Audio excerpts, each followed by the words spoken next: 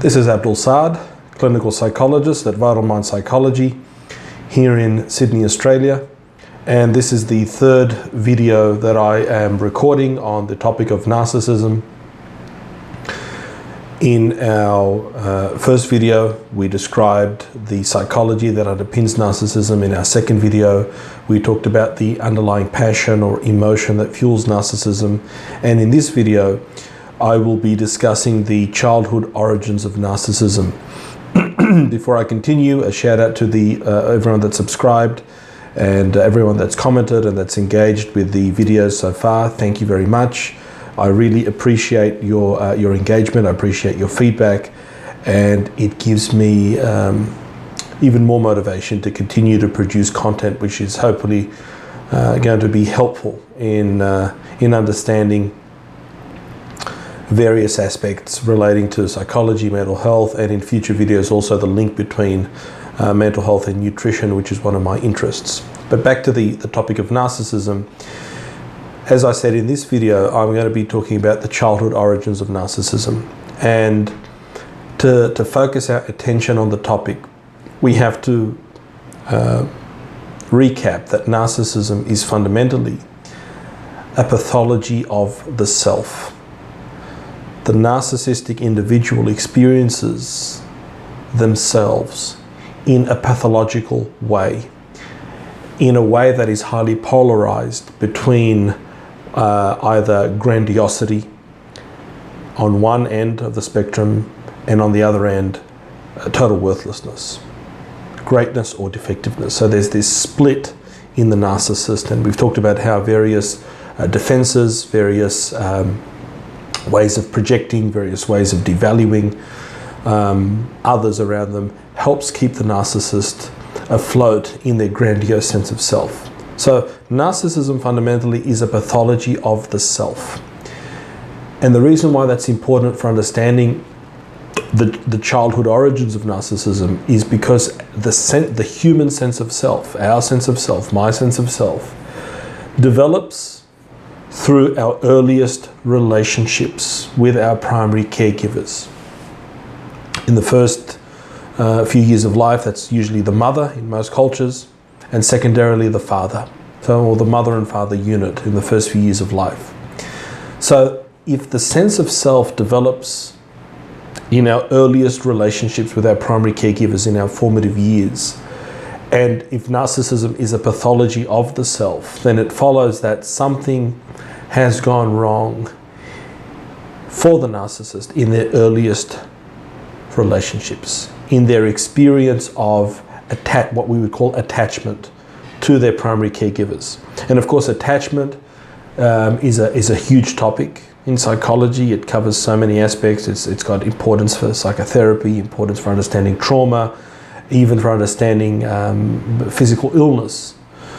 And attachment is a hardwired biological drive to form a secure bond with our primary caregivers, usually with our parents. And in the first couple of years of life, it is primarily the mother. Attachment is hardwired. And one of the reasons we know this is that, for example, babies are hardwired to respond to faces versus to other stimuli that don't resemble faces. They naturally orient toward faces. We know that the brain is a social organ. Unlike any other organ, the brain can't just function by getting the right nutrients. So if a baby is born and it gets a meticulous diet of all the amino acids and the vitamins and the minerals, but doesn't get any touch, doesn't get any play, doesn't get affection, doesn't get the spontaneity of the parent interacting with it, that child will have profound deficits in their brain development. So the brain as a social organ and brain development and self-development interact. So to understand where things go wrong in the typical scenario for the narcissist in terms of their childhood, it's important to first understand how good enough or normal parenting operates. So in non-narcissistic parenting, the sort of parenting that is protective against narcissism in the offspring, There is a sense of awe, a sense of wonder, a sense of unconditional positive regard toward the infant. So for a non-narcissistic parent, the attitude toward the infant is one of wonder, of awe, of I really can't wait to get to meet you, to know you, to see you grow, to see you fulfill your dreams and ambitions, and to support you unconditionally and to love you unconditionally, while at the same time obviously imposing appropriate boundaries and limitations, but never losing that unconditional positive regard.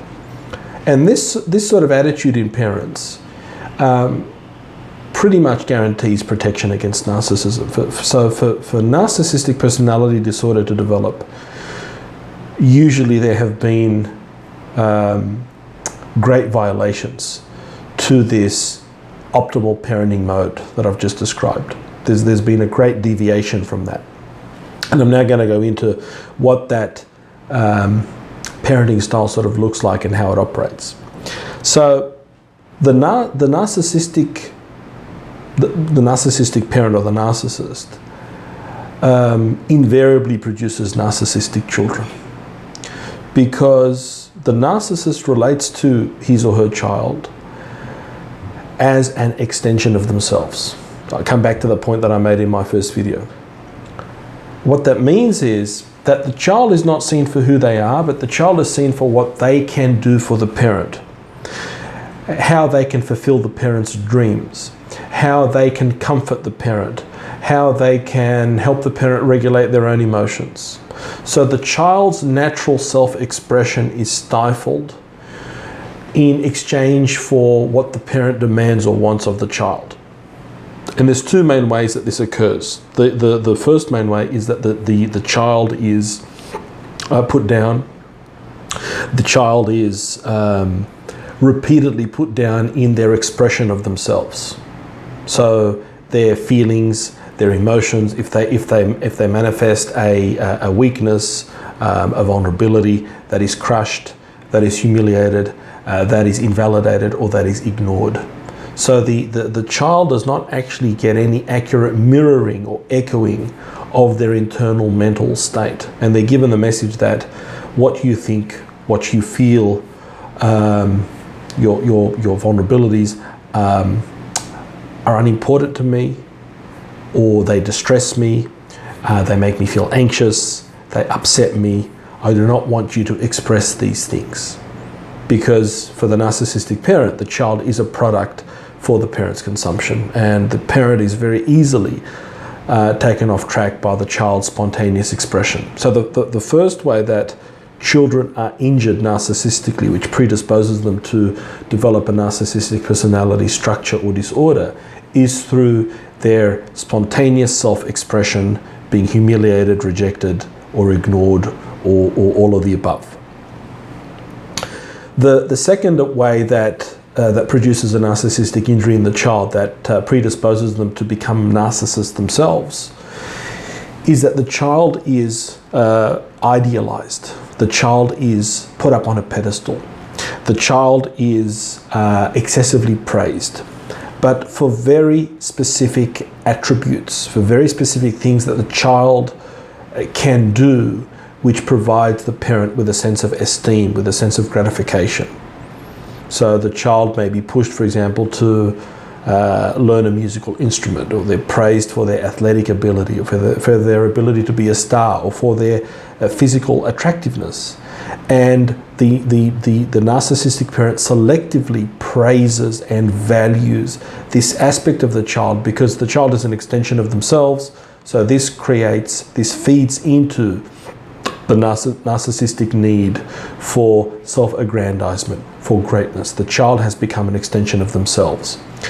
And those parts of the child that aren't so great in the parent's eyes, the vulnerability, the tears, the tantrums, the failures that children sometimes go through, are dealt with either very harshly, and the child is humiliated or put down, or the child is ignored.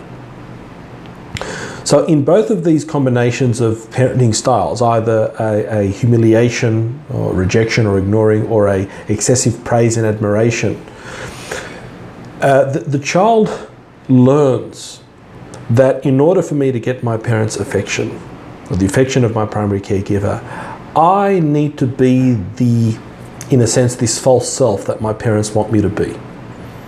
All right, so I have to manifest these qualities that make my parents feel good and make them give me praise and give me some sort of love.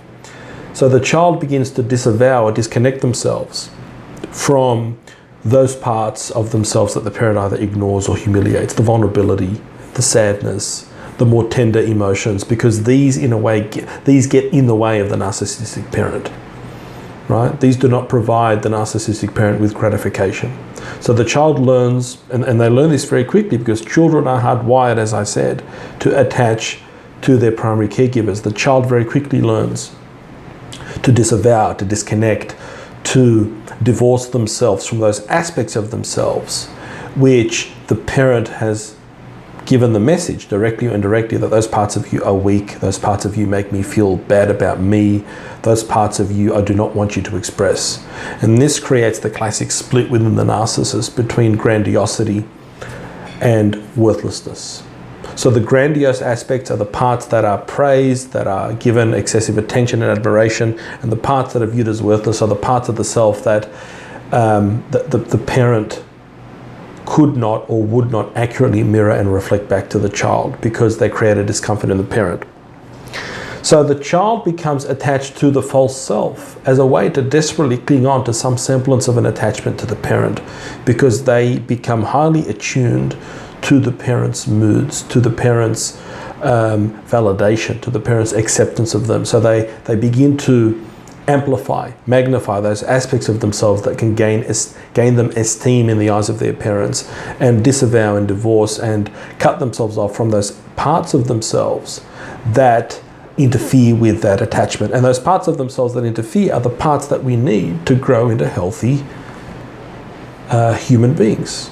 Those parts that express our vulnerability, those parts that express disappointment, those parts of us that help us regulate our emotions when we are upset, are all very difficult for the narcissistic parent to tolerate, to soothe, and to mirror back to the child, so the child can develop their own capacities to regulate their emotions and understand themselves. So some of the ways that this can work here, there's various manifestations of narcissistic parenting styles, but the basic idea is that the child, the narcissistic, the child who is injured narcissistically is used in some way by the parent. And I've given one example already. It can manifest as the child being used for a quality or a talent they have, which the parent uses to amplify their own ego. So the child has to disavow everything else about themselves and focus on that talent that they have to gain esteem. The child may be narcissistically wounded because they were used by the parent because the child was particularly emotionally attuned or sensitive. So a role reversal occurs where a parent may, for example, overburden a young child with lots of explicit details about their marital problems. They may poison their minds against the other parent.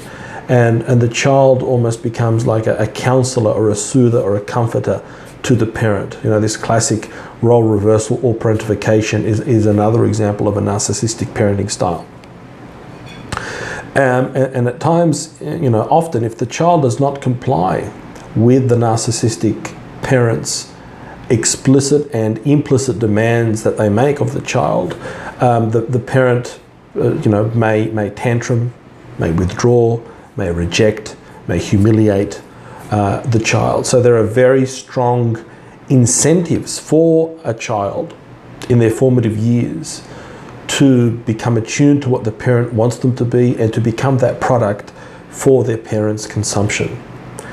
Now, depending on how the narcissistic parenting style manifests, whether it's more about devaluing and putting down the child, or it's more to do with putting up on a pedestal, or in some occasions, if both parents are narcissistic, one parent might do the inflating, the other parent may become envious of the child and do the deflating.